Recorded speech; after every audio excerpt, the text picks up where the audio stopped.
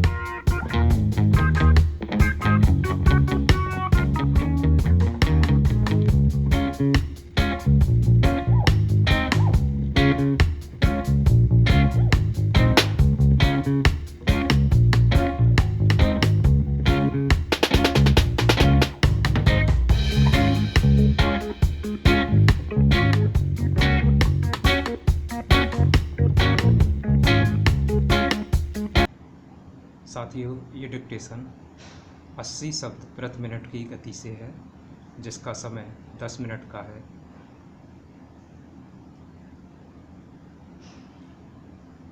Start.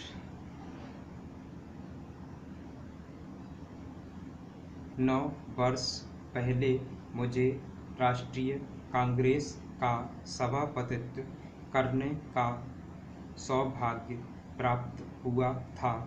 Martial law अपने समस्त क्रूर परिणामों और जटिलताओं के साथ आया चला गया और हम अपने विदेशी शासकों के साथ बड़े संघर्ष की तैयारियां करते रहे। विशाल दैत्य की तरह भारत ने अंगड़ाई ली और उसी अंगड़ाई भर ने ब्रिटिश शासन की नींवें हिलाकर रख दी।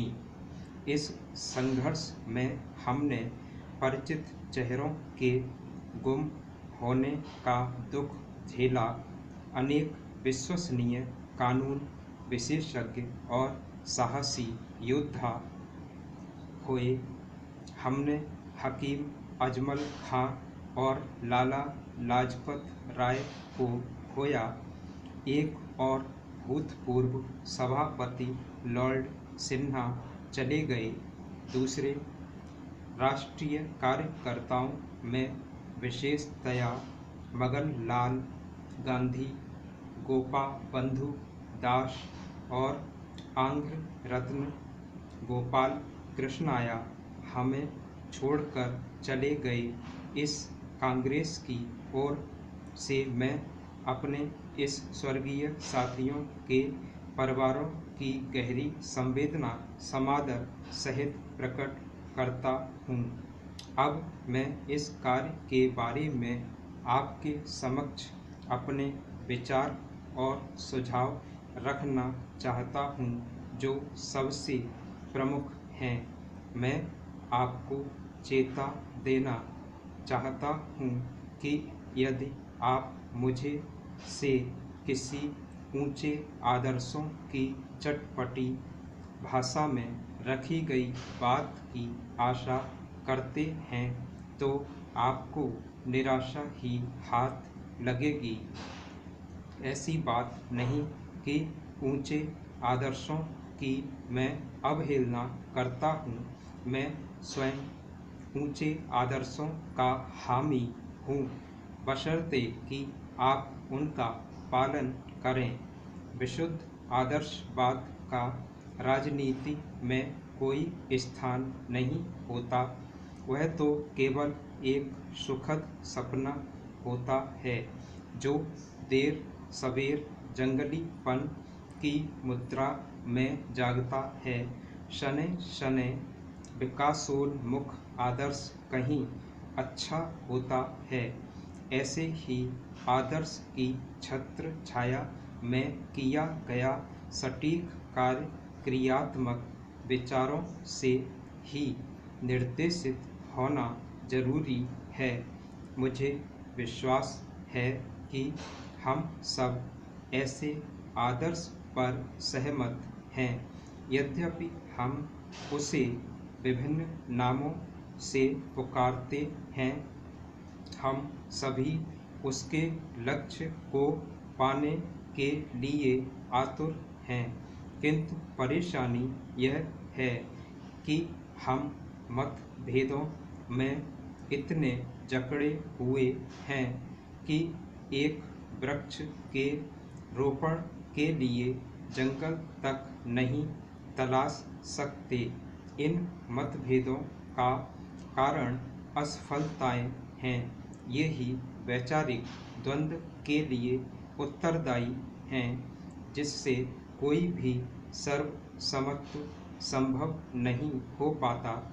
मेरा आपसे विनम्र अनुरोध है कि आप सभी स्थिति की जटिल वास्तविकताओं का साहस के साथ मुकाबला करें और तब मुझे बताएं कि ऐसा कौन सा सही मार्ग है जो आपकी राय में सही है। मैं समझता हूँ कि हर व्यक्ति का हर कर्तव्य है कि वह अपनी सामर्थ्य के अनुसार अपने देश को सम्मान पूर्वक जीने योग्य बनाए। क्या है और क्या होना चाहिए।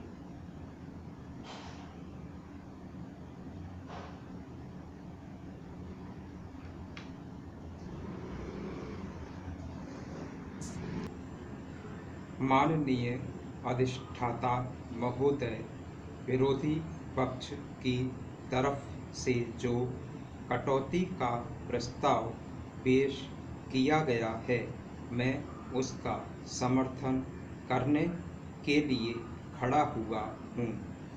श्रीमान, उधर से कहा जाता है कि हम लोग केवल विरोध के लिए विरोध करते हैं, परंतु वास्तव में हम लोग कुछ सुझाव दे रहे हैं। मंत्राणी जी उनके ऊपर कार्य करें। इसी के लिए यह कटौती का प्रस्ताव लाया जाता है। श्रीमान मंत्री जी ने कहा कि इधर से और उधर से जो डिफ़िकल्टीज बताई जाती है, जो सुझाव दिए जाते हैं, उन पर अमल करने का प्रयत्न करना चाहिए। वास्तव में किसी हद तक यह ठीक ही है और गांव समाज और ग्राम सभाओं का जो एकीकरण हुआ है वह ठीक ही हुआ है। इसके अतिरिक्त गांव सभा में जो श्रम बैंक की स्थापना की गई है, यह भी बहुत अच्छा कदम उठाया गया है और उसमें जो श्रम के बदले में उसका मूल्य देने की बात रख दी गई है। यह भी बहुत अच्छा कर दिया गया है। इससे लोगों को मिलकर काम करने की प्रेरणा मिलेगी। सरकार का यह निर्णय प्रशंसा करने योग्य ही है। यह निर्विवाद सत्य है। चाहे ग्राम सभा को चौखंबा राज्य का एक यूनिट कहें अथवा जन संघ की एकात्मक शासन की जो कल्पना है उसका एक यूनिट कहें, यह गांव सभा की जो इकाई है वह सदा सर्वदा रहने वाली है और उस योजना के अंदर यह सबसे महत्वपूर्ण की इकाई है।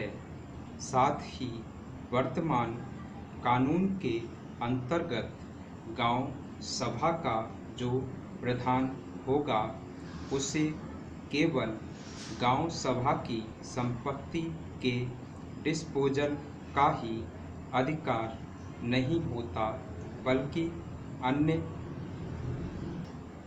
प्रकार के जो अनुदान होते हैं उनके समायोजन करने का भी उसे अधिकार है।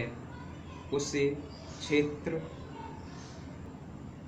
समिति में खड़े होने के लिए स्वयं चुनने और चुने जाने के लिए जिला परिषद का सदस्य स्वयं चुने जाने के लिए वर्तमान कानून में व्यवस्था है और इस तरह से गांव सभा के प्रधान का पद सबसे महत्वपूर्ण पद हो गया है। और वास्तव में देखा जाए तो गांव सभा का प्रधान आगे चलकर सारी की सारी राजनीति को चलाने वाला होगा, क्योंकि भविष्य में यह भी नहीं कहा जा सकता कि विधानसभा और लोकसभा का चुनाव इसी तरह से इनडायरेक्ट होगा। गांव सभा प्रधान के पद के संबंध में गंभीरतापूर्वक विचार करना होगा कि गांव सभा का प्रधान जितना निष्पक्ष हो उतना उसका अधिकार क्षेत्र क्या है इसकी भी जानकारी होनी चाहिए। साथ ही उसके विषय में योग्य शिक्षा भी हो।